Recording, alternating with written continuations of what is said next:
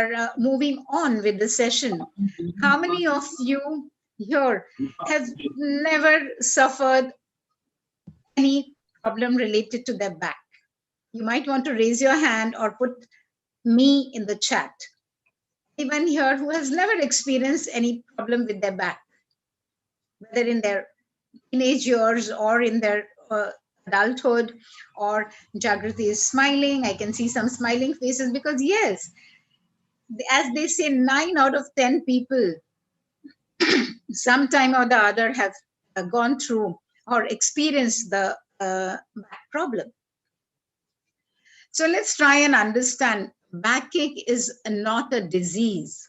It is how we treat. It's a structure. It's a structure of bone, consisting bones, nerves, tissues, ligaments. So it's about as we grow older. It's on an average 45 centimeter long spine that we have.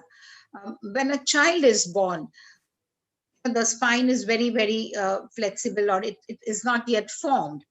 So when the child starts holding the neck, this portion, the cervical portion, forms a slight S, a little curve. And then when the child is managing to stand, hold on to something, take support and stand.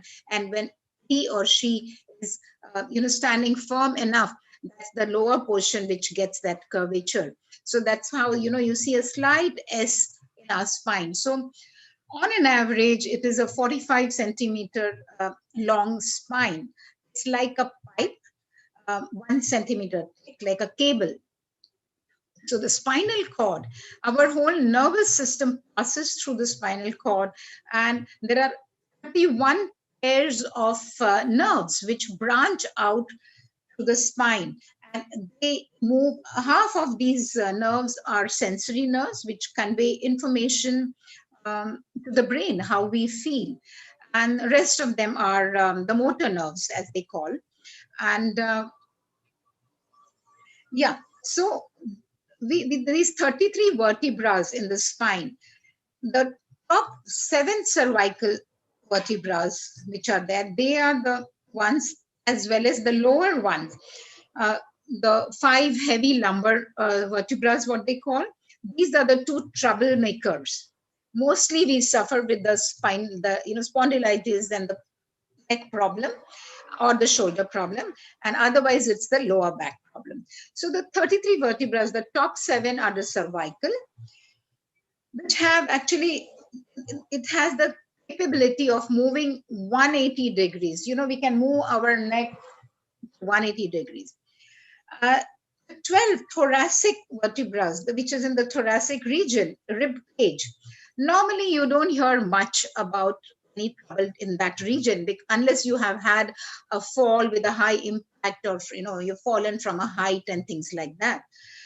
But the lower ones, the 5 heavy lumbar region, most of you, if you have suffered and gone to a doctor or have had to go for an X-ray or something, your doctor would have said L1, L3, L4, or L4, L5 is something that you have a problem. So those are the 5 heavy lumbar vertebrae where we have problems when it is the lower back.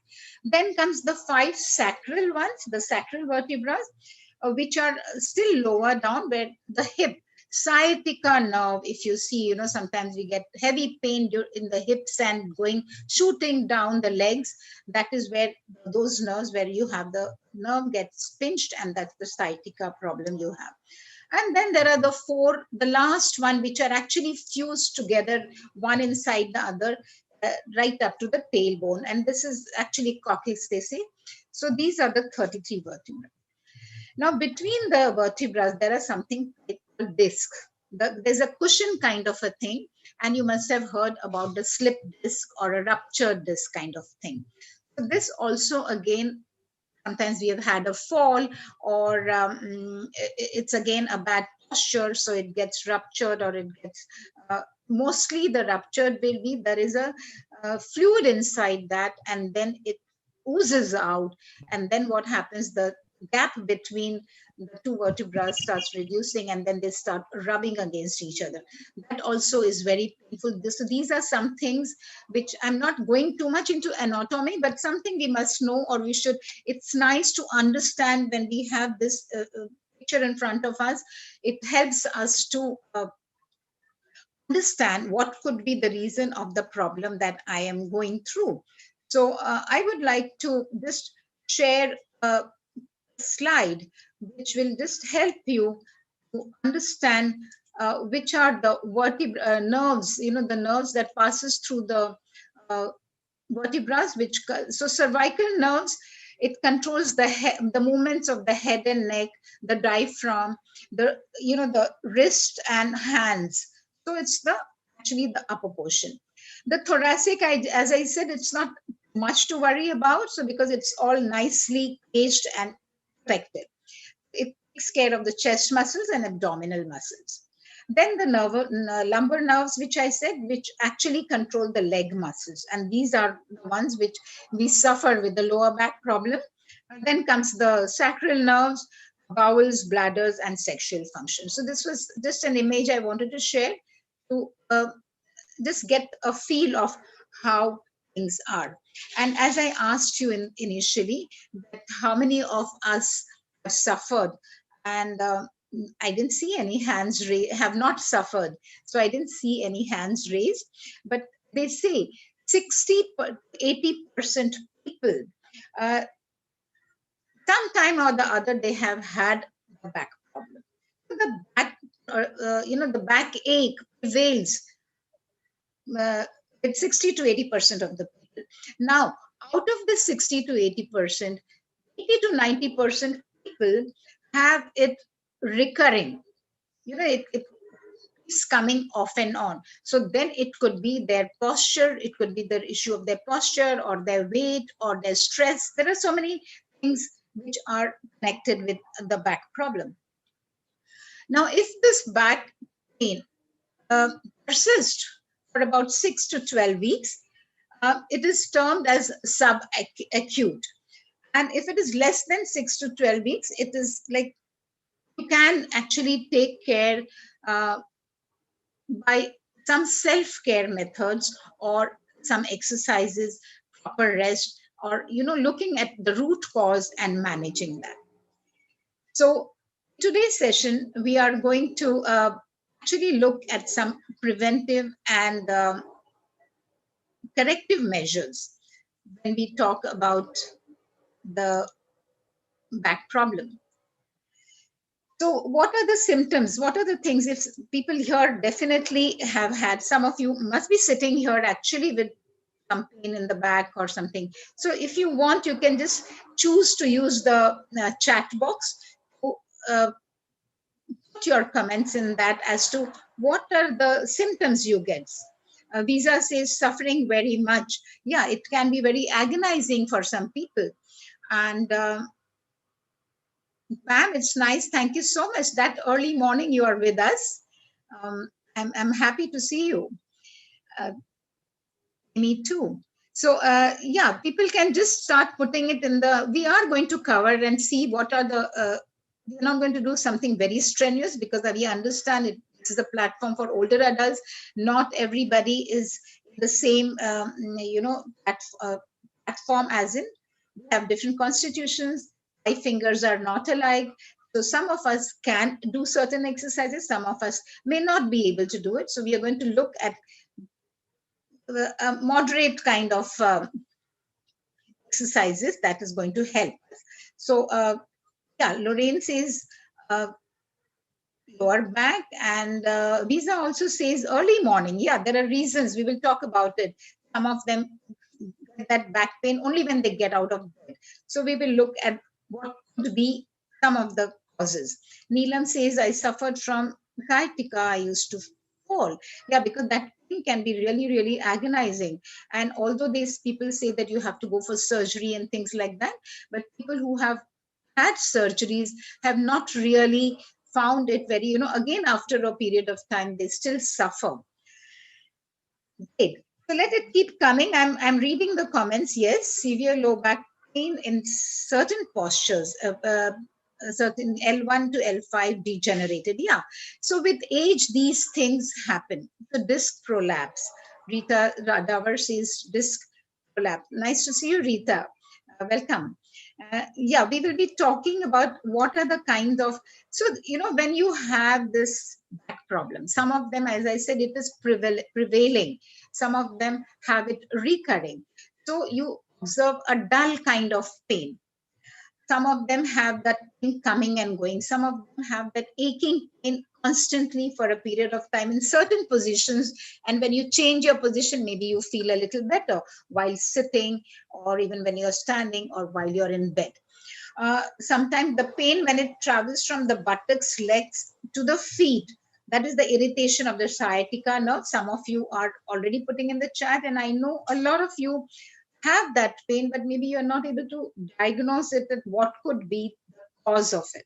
Okay, the pain that is worse after prolonged sitting, that is at times pressure on the disc, because degeneration happens as we are growing older. Pain that feels better when you are changing position. The underlying cause could be, the wear and tear of your spinal stenosis, the wear and tear of the cartridges and the tissues, ligaments. Pain that is worse after waking. Somebody said early morning. So you need to check your mattress, your pillow, your position that you are sleeping in. So these could be some of the causes.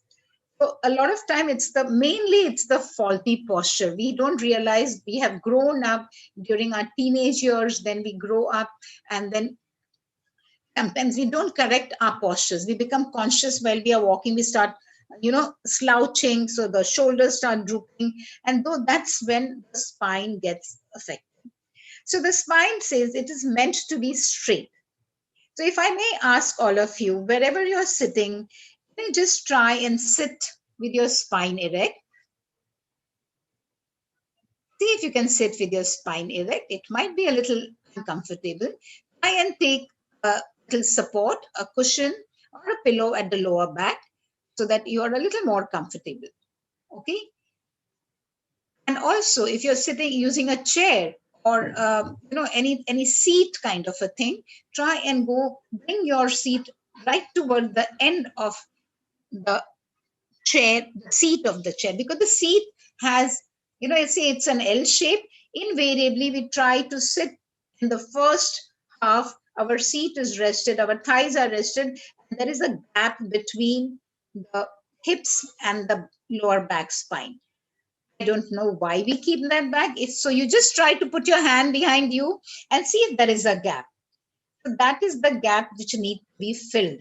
So you might want to take a cushion or a pillow, or keep some support there, so that it helps you to sit with your spine erect. You can make it a habit. It doesn't happen all the time. So it feels very comfortable if you start doing that. So that is one thing. Your posture when you're sitting, it should be in the right angle position. When you're keeping your legs down, make sure they're not hanging. We don't realize these small things. But if you're sitting right now, observe, are your feet resting flat on the floor?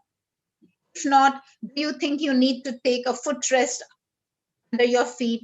Do you think you want to adjust the chair height? Not everyone has an ergonomic chair at home, but if you're sitting at home, maybe you want to take a footrest, keep a little box, shoe box or something, which makes you feel comfortable, so your feet are not dangling, they're not hanging. Because if that's the way you're sitting, then it brings stress on the sacral vertebrae, the lower five, because that's where the nerves and all get stressed, and then the sciatica problem happens. So that should be. So your knees have to be a little higher than your hip level. That's the way you should be sitting. But 50%, we have 59 people, including me here. Maybe 50% of my participants, and some of them are watching us live, so may have actually adjusted their sitting posture right now as you're listening to me. Because अक्सर क्या होता है, हम लोग आगे की तरफ बैठने, whether you're sitting in the car seat, or you're traveling, or you're sitting at home. we tend to sit towards the front. Use the seat space completely so that you are just sitting behind. That gives a lot more comfort. Are you all feeling good sitting like that? Those of you who have changed positions, show me a thumbs up using the reaction button if you have already started feeling good about it. Yes, I can see smiles also on your faces. Thank you. Thank you for that. So it's very important. Posture is one of the main reason where we have back problems. Then the disc bulge, of course. So these are clinical cases, muscular strain, ligament strain, inflammatory cause, because when there is a repetitive stress on a particular part of your body or a particular part of that, we are talking about the back right now. So because of certain stress that comes on those nerves, it can lead to your cervical problem, cervical spondylitis, or your lumbar problems. Okay. And now there are many things. Posture, I said, of course, the weight, the body weight also. See, it's the spine is the spine. It's made so beautifully. God has made of us.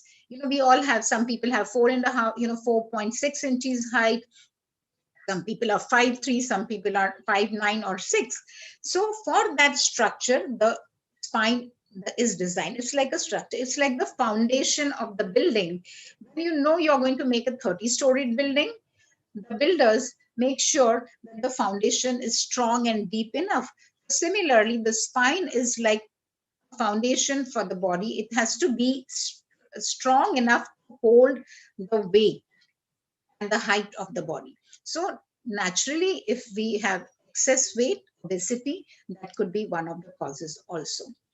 And invariably, ladies here, when we are pregnant, we carry, in the womb, we carry the fetus, the baby, as the baby is growing. Most of us, after the 3rd month, 4th month, experience the lower back pain. After the exercises and things, you come out of those things. So let's look at some simple exercises, what we can do to help ourselves come out of these. We're going to take some yogic exercises.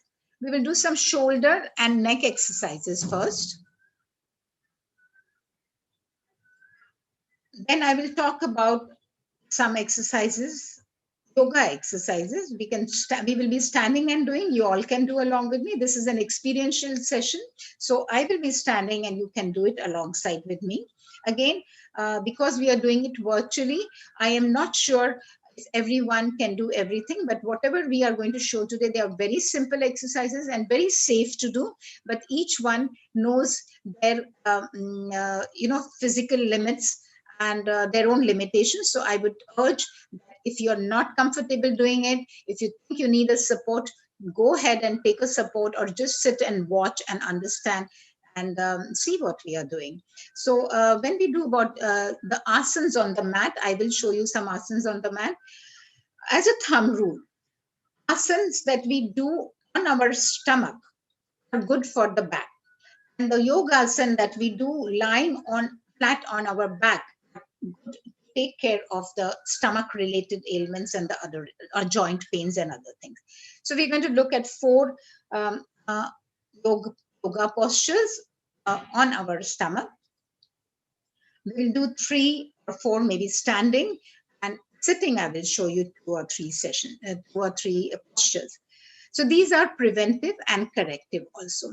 So while we are sitting on a chair or wherever you're sitting, let's do some shoulder and neck exercises. Because why are we doing shoulder and neck exercises? I'm going to just raise this a little higher so that you can watch me. Yeah, so you can also watch me doing the neck exercises alongside.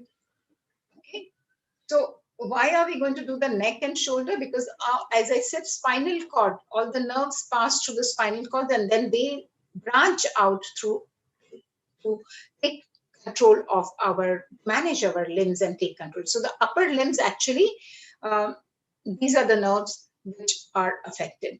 So let's do some neck exercises. Those who have, I would suggest that you can keep your eyes closed when you're doing these. We're going to do 3 neck exercises. We'll keep our eyes closed and do that so that you don't feel, if you have vertigo problem, you have high blood pressure problem, you might feel lightheaded or you might feel dizzy. Okay, so I'm giving you instructions. You can listen to the instructions and do that. Your hands can be left dropped on your thighs, this palms facing on the thighs, resting on the thighs rather. Keep your spine erect and relax your body. Drop your shoulders. Keep your eyes closed. Keep your neck muscles a little firm and chin, back your chin to the chest. Feel the stretch and pull on your spinal cord. That's at the back of your neck. Slowly lift your head in toward the ceiling. Drop your head behind. Feel the stretch and pull on the thyroid gland. Slowly bring it down again. Tuck your chin to the chest. Feel the stretch and pull at the back of your neck. Hold. 1, 2, 3, 4, 5. Slowly lift your head and drop it behind. Stay there. 2, 3, 4, 5. Slowly come to the center and relax, relax, relax. Keep your eyes closed. We're now going to do the next one. We're just going to turn our head towards the left. Try and see if you can bring your chin to the level of your shoulder. As you're bringing that, stretch as much as you can and see if you can look at your back. Your eyes are closed, but imagine you're looking at the back of your head. Stay there. Feel the stretch and pull on the opposite side. Nerves and tissues and ligaments are getting stretched. Pulled. Come back without stopping. Turn to the other side. You're not moving your body. You're just moving your head and neck. Okay, keep your body firm and straight. Bring your chin to the level of your shoulder. Try and look behind your back. Your eyes are closed, but imagine you're looking at the back. Stretch, feel that stretch and pull. Come back one more time to your left. Stretch as much as you can. Stay there. That's when you get the benefit. Come back and turn to the right. Stretch as much as you can. Slowly come to the center, relax your body, and gently rub your palms together. You can place them on your eyes and open your eyes. So when you do these by yourself, try and do them thrice. Here we did only twice for want of time because I want to do some more of the exercises. Now, when we did the first and second, everyone can do that. The third one, those of you who have high blood pressure or actually suffering with spondylitis, they might not be able to rotate their neck. But just remember 2 or 3 tips that I'm giving you, or remember these things before you do. Neck muscles have to be loose. When you're rotating your neck muscles have to be loose. Okay? Keep your hands, drop them on your thighs so you're comfortable. Keep your body relaxed. And again, don't forget to close your eyes. What we are going to do, those who do not have any problem with their neck or high blood pressure, they can rotate their neck 3 times or 5 times and again anti-clockwise. But those who have problem, if they have pain here, use your fingers lightly. Rest your hand behind your neck. Give a little support.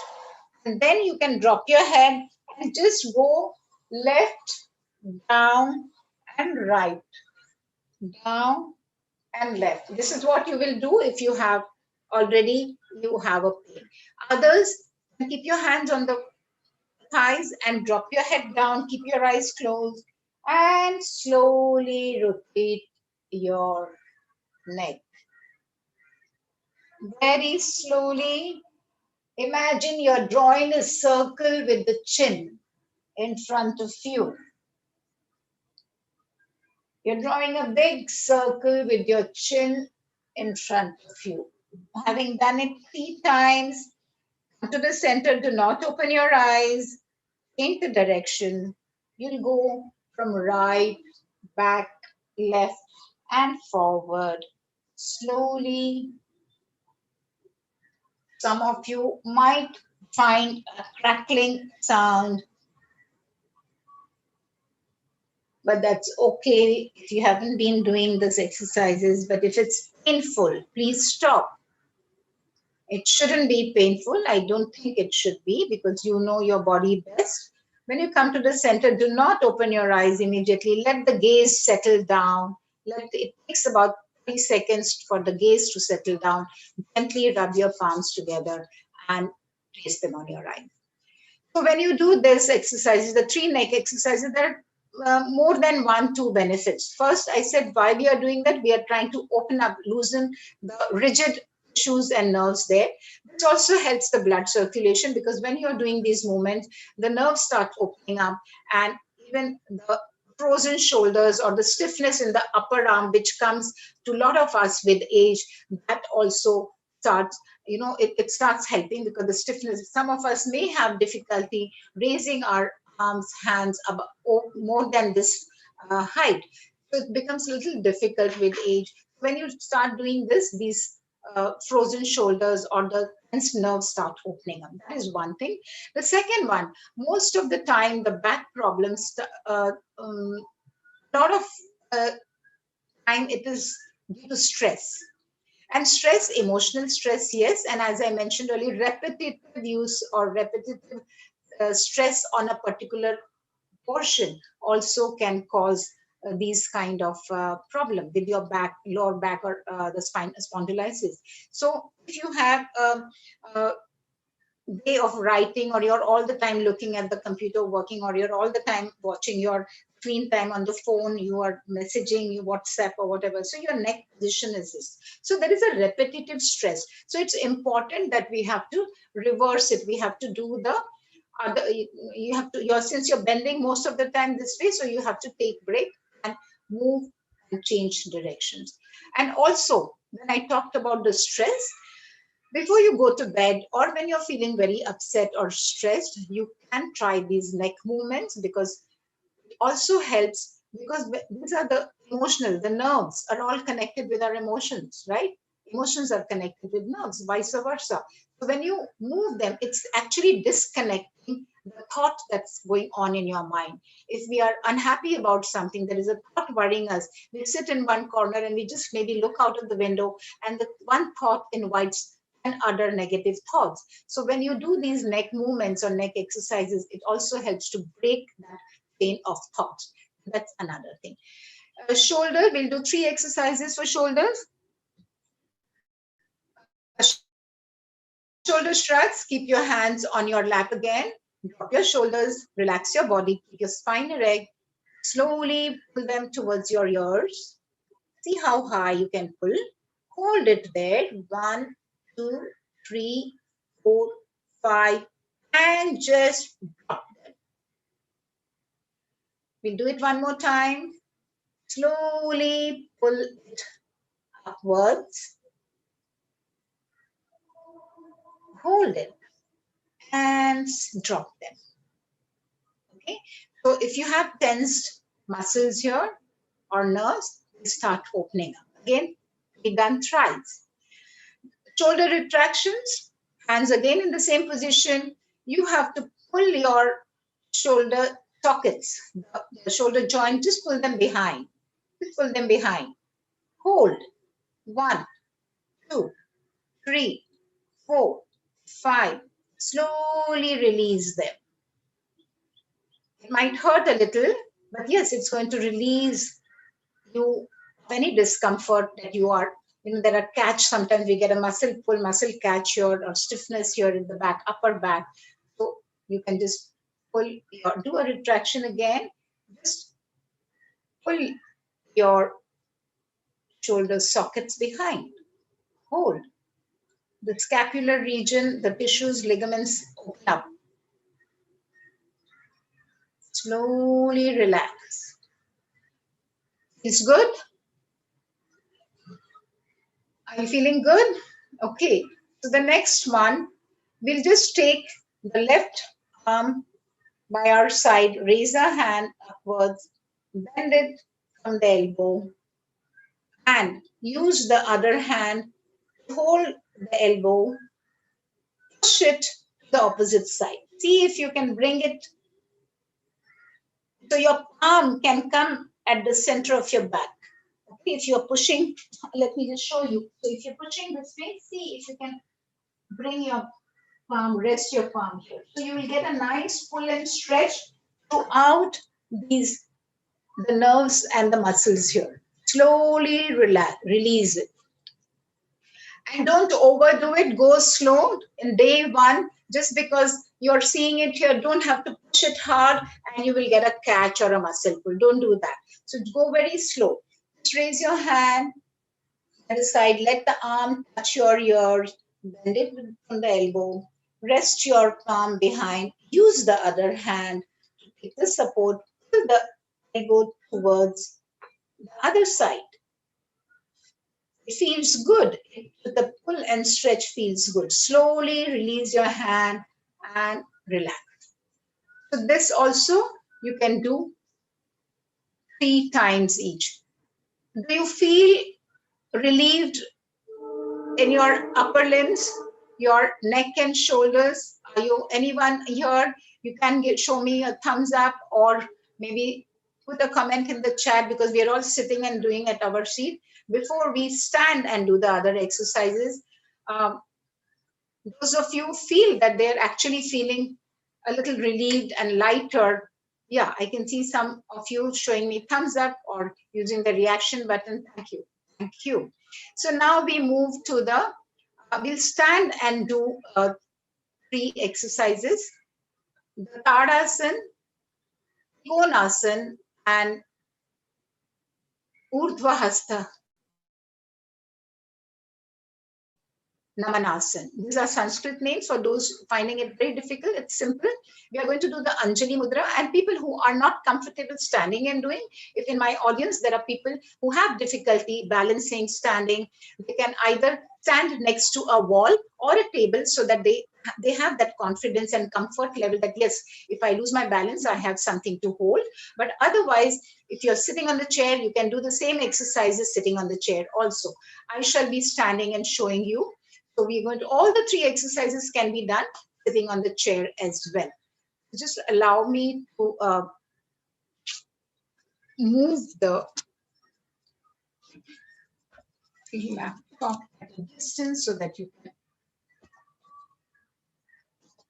see me here.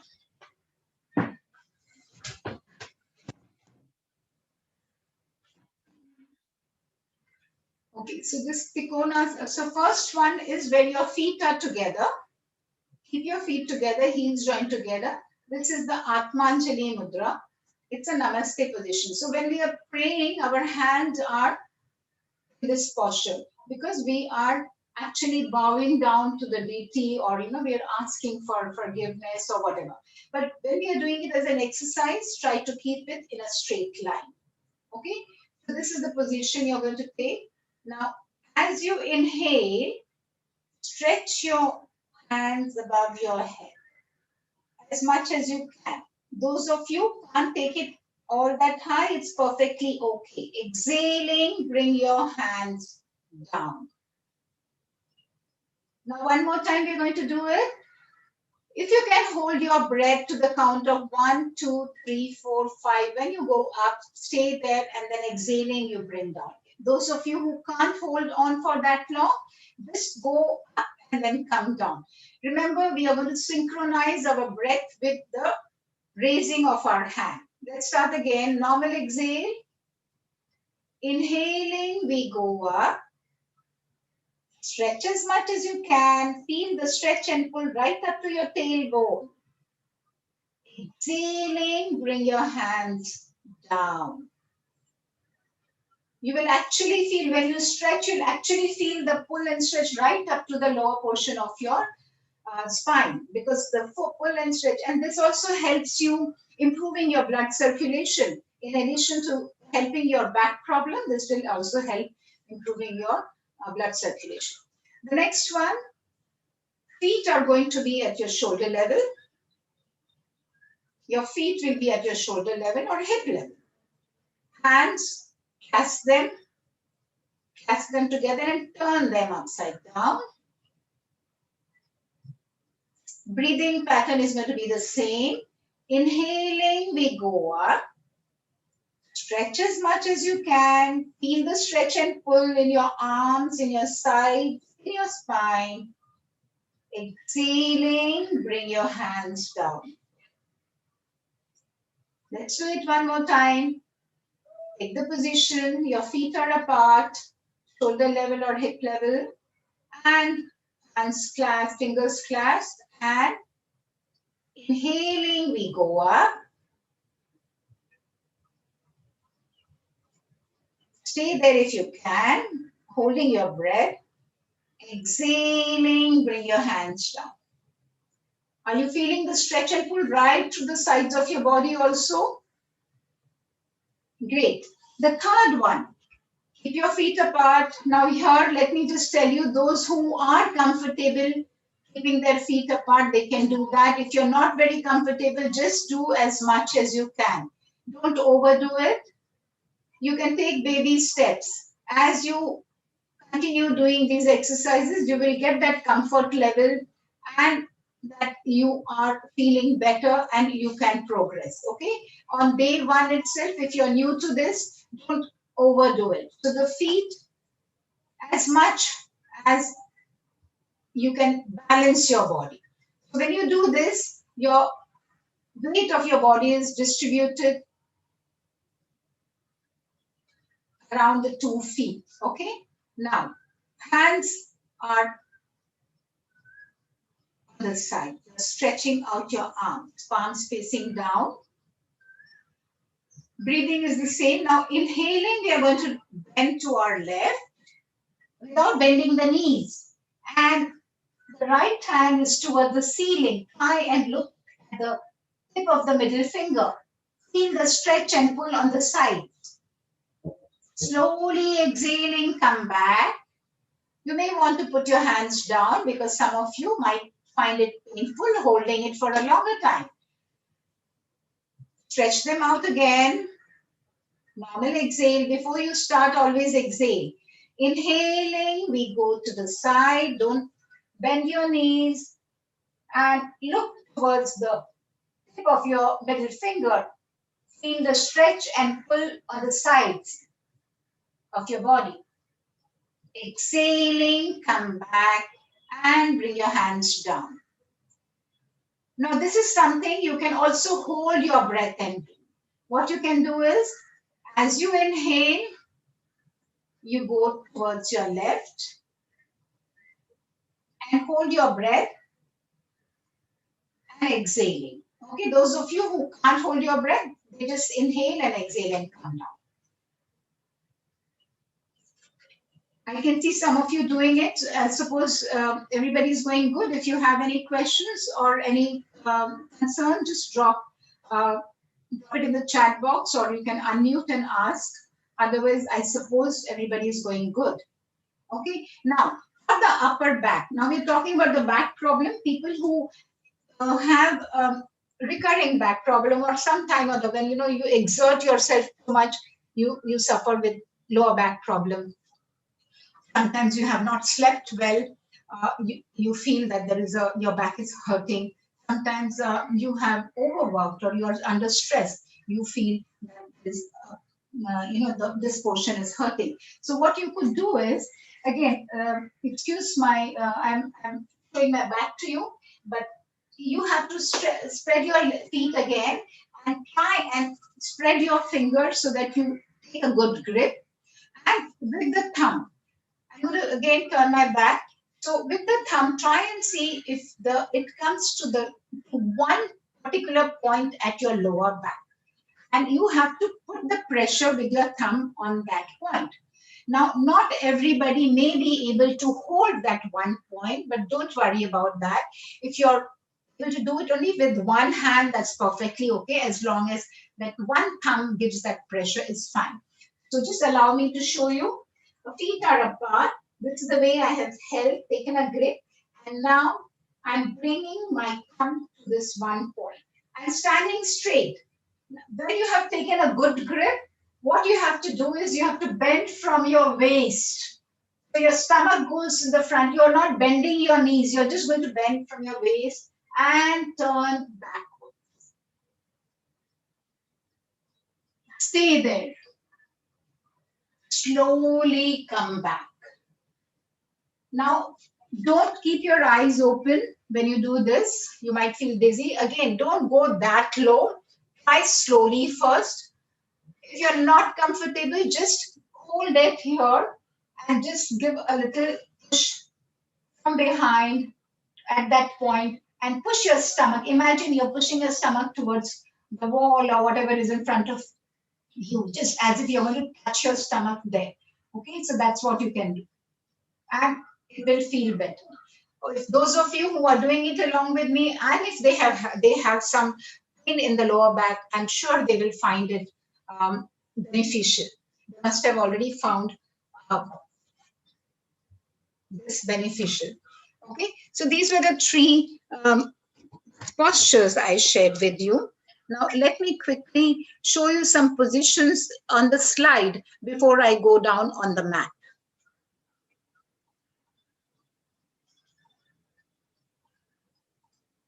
I shall just share some yoga positions on the slide.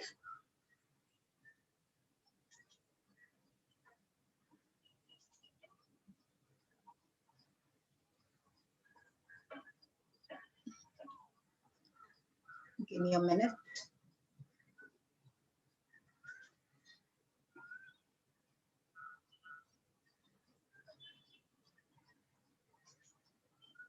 Yeah, something that you can do when you're on the chair. Some of you, if you're not comfortable lying on the mat or going down on the floor, you can try some of these by sitting on the chair. The upper body twist, which I'm going to show down, Machendra Asana. But if you can't go down, you can do this. Just hold, cross your legs. You can either cross your legs, don't need to cross your legs. Just hold, take a grip with your opposite hand and then turn behind so that your upper body twist happens and your spine gets a nice flexibility and strengthening happens.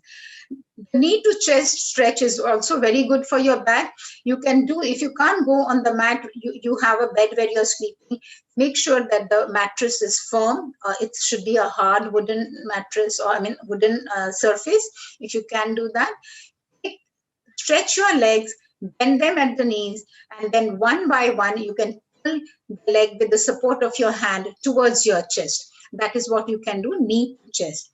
And then there is the other one, which is the bridge exercise.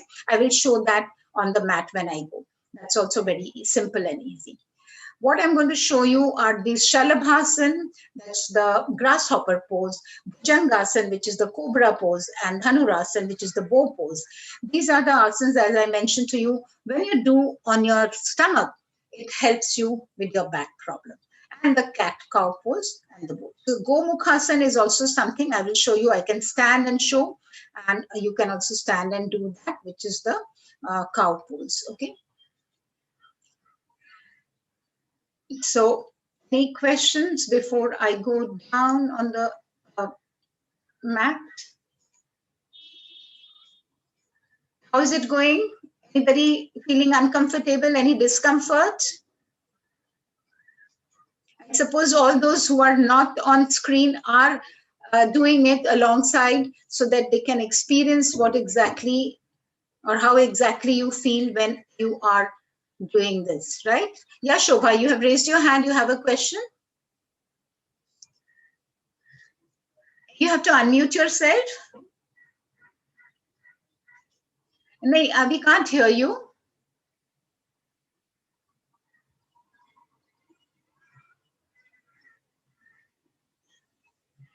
Shobha ji आपको unmute करना पड़ेगा. नहीं, we can't hear you. वो red कीजिए. Can't unmute.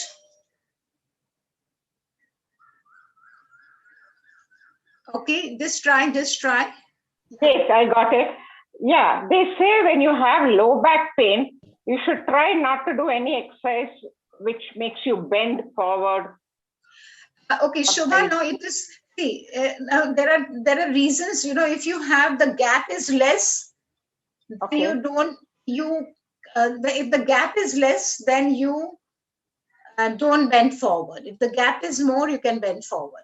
So there are certain exercises. So thank you for asking this and saying this, because see, on virtual platform, we don't relate with each and every participant here. We have 60 plus people here. But thank you very much for asking that. They say don't bend. Now, kuch logon ko, some of you might feel good when you bend forward, and some of you might feel good when you're doing this exercise. You go backwards, you feel good. Right now, yeah, backward I feel good. Yeah, I so feel right good now, doing backward. Yeah. Right. So right now in our exercises, we did not show anything with forward bending. Right? Okay. Did you realize we did not show any exercise so far with forward bending? But there are other exercises which I have not included in, because of the time limit. We can't do so many things. But yeah, when you have to, there are exercises when we bend forward. So people who have back problem, they are advised to hold, stretch your arms and then bend backwards. So isn't that what I told you when I told you to do this, bend backwards? Yeah, So with the support, that, you get relief here in the back. Okay. Okay. Thank you. Thank you very much. Good. Thanks for having asked. Yeah, Sylvia. Excuse me, ma'am. I get a bad pain, lower back. I'm getting pain. So whenever I do this exercise, I do sometimes. And in your first video, what you have put in, get fit, yeah, has all this. So yes. I wear a belt or a corset. Is that okay?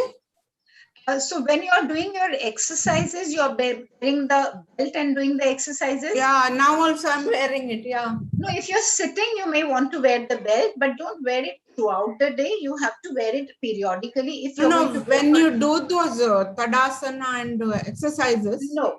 So, Sylvia, you should be doing only the asanas which you can do comfortably. If you have to wear your belt and do the asana, that means they are not meant for you. Your body is not yet ready to do that asana, so don't do that. You're straining your mind. Okay. Okay, you should be doing the easier one. So just for people who are not aware, Get Set Up has a Get Fit with Get Set Up.